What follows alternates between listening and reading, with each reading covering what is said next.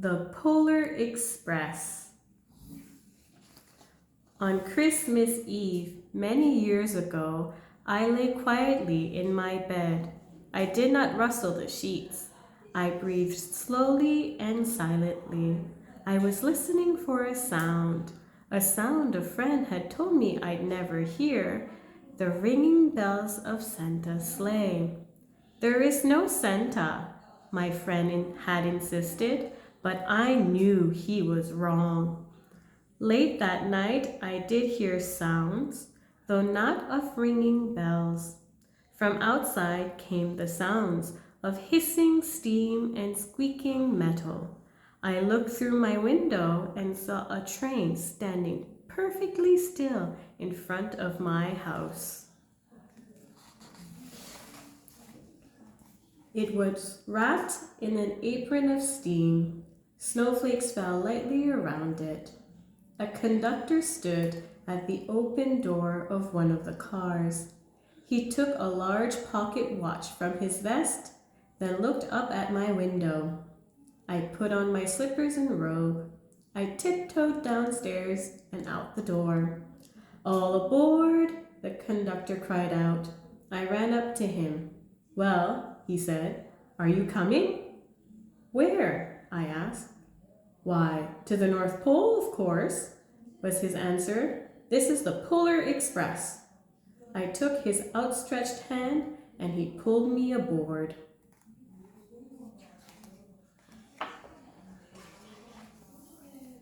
The train was filled with other children, all in their pajamas and nightgowns. We sang Christmas carols and ate candy with nougat centers as white as snow. We drank hot cocoa as thick and rich as melted chocolate bars.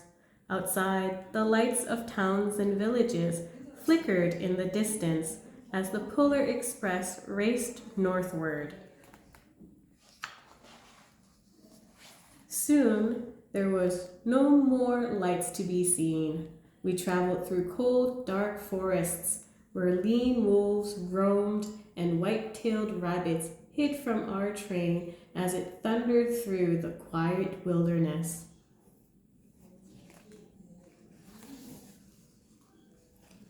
We climbed mountains so high it seemed as if we would scrape the moon. But the Polar Express never slowed down. Faster and faster we ran along, rolling over peaks and through valleys like a car on a roller coaster.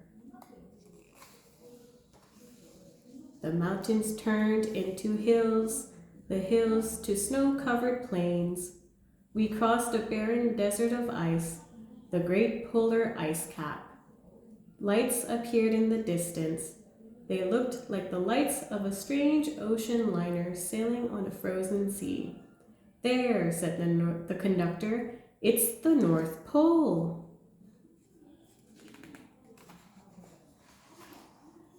The North Pole.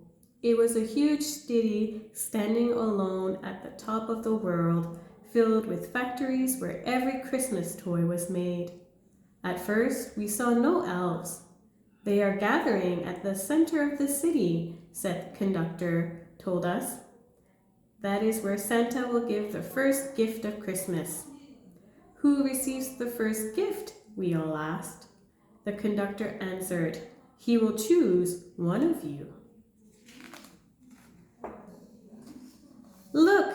shouted one of the children, "the elves!" Outside, we saw hundreds of elves. As our train drew closer to the center of the North Pole, we slowed to a crawl. So crowded were the streets with Santa's helpers. When the Polar Express could go no further, we stopped and the conductor led us outside. We pressed through the crowd to the edge of a large open circle. In front of us stood Santa's sleigh. The reindeer were excited. They pranced and paced, ringing the silver sleigh bells that hung from their harnesses. It was a magical sound, like nothing I'd ever heard.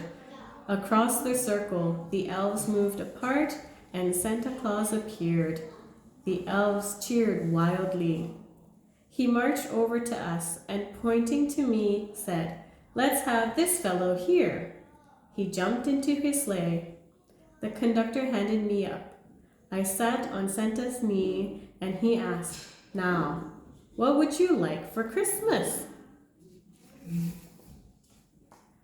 I knew that I could have any gift I could imagine, but the thing I wanted most for Christmas was not inside Santa's giant bag.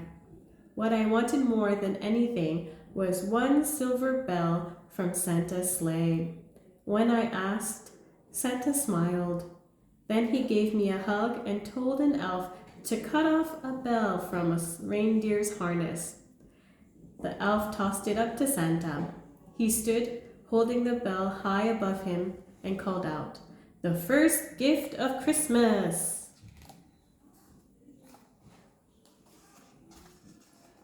A clock struck midnight as the elves roared their approval. Santa handed the bell to me, and I put it in my bathrobe pocket.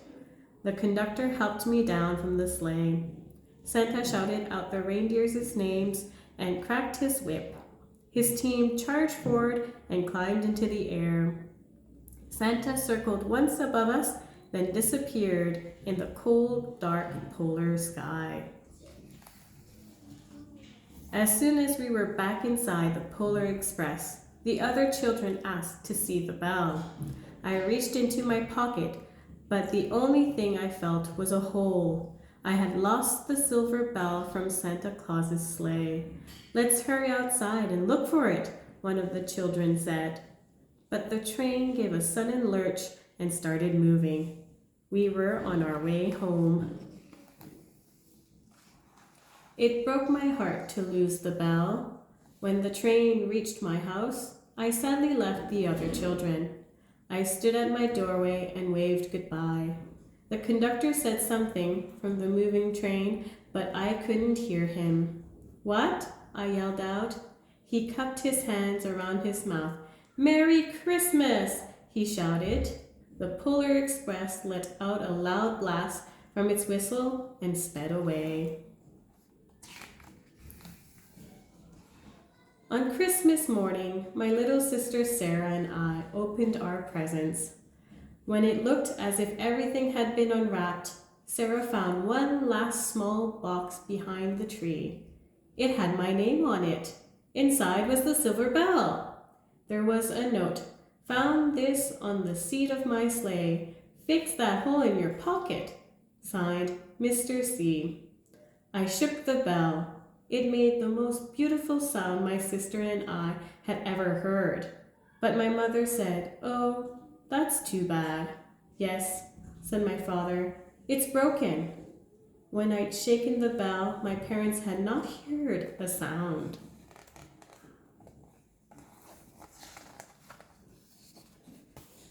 At one time, most of my friends could hear the bell, but as years passed, it fell silent for all of them.